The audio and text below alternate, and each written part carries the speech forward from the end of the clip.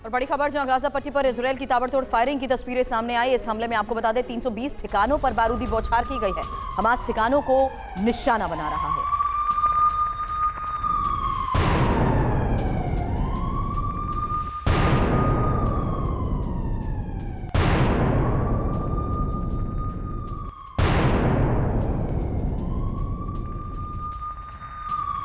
अगली बड़ी खबर, हमास को इजरायली फोर्स की वार्निंग। आईडीएफ और आईएसए का साझा बयान जारी। 24 घंटे में हमास के टनल पर भी करेंगे attack. Motor anti tank missile से होगा हमला। इजरायली हमले में हमास के कई ठिकाने तबाह।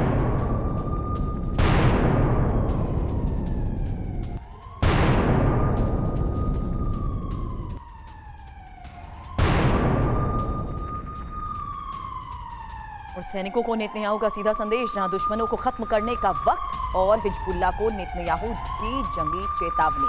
हिजबुल्लाह आया तो दूसरे विश्व युद्ध जैसा हाल होगा। लेबनान को भयानक नतीजे भुगतने होंगे।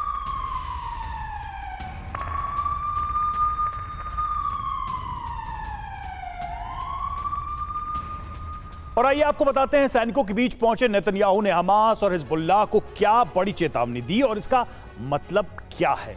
नेतन्याहू का जंगी संदेश क्या है, जल्दी से समझते हैं। हिजबुल्लाह आया तो दूसरे विश्व जैसा हाल होगा, ये साफ तौर पे आगाह किया जा रहा है, ये मैसेज दिया जा रहा है। और युद्ध में आना हिजबुल्लाह की सबसे बड़ी गलती होगी, क्योंकि जो हालात बने हुए हैं उसके तहत ये चेतावनी बहुत बड़ी है रवि। बिल्कुल, और युद्ध में आना लेबनान के लिए विनाशकारी साबित होगा। ये मारने का वक्त, दुश्मनों के खात्मे का वक्त है, ये साफ तौर पे कहा जा रहा है। एक बार फिर से दोहरा दिया गया, ये युद्ध है, अब करो या मरो की स्थिति है। हालांकि यहां पर महत्वपूर्ण यह भी है कि इस बयान का मतलब क्या है, क्योंकि बड़े हमले की प्लानिंग में जिस तरीके से इजरायल है, ये सबसे बड़ी खबर और चेतावनी, जहां लेबनान के आने पर युद्ध और ज्यादा भड़केगा। जी हां, और लेबनान के नाम पर मोर्चाबंदी तेज होगी। लेबनान के एंट्री से कई बड़े गुट बनेंगे। लेबनान के बहाने दो ध्रुव बनाने की ये कोशिश हो रही है और इससे वॉर को और आगे बढ़ाने की कवायद की जाएगी। ब्रिजेश सर, ये सारी रणनीति तो दिख रही है, ये समझ में आ रही है, लेकिन जो अनुभव रहा है इजरायल के खिलाफ, चाहे वो इस्लामिक कंट्रीज के लड़ने का, फिलिस्तीन के लड़ने का, हमास के लड़ने का, वो अनुभव तो अब तक का उनका कड़वा ही रहा है। तो इस बार किस आत्मविश्वास से वो इजरायल के खात्मे या उसका सामना करने या उसके खिलाफ बड़ी लड़ाई की सोच के साथ सामने आ रहे हैं? रवि, जो बड़ी लड़ाई हमास ने करनी थी वो कर दी। अभी उनके पास जो विकल्प है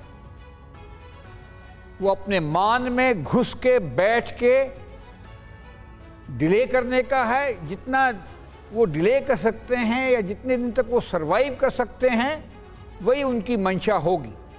लड़ाई को देखते हुए ऐसा लगता है किसी बाहर के देश से टैक्टिकल या ऑपरेशनल लेवल पे सपोर्ट आना मुमकिन नहीं दिखता है। तो हमास को यह अकेले ही लड़ना होगा।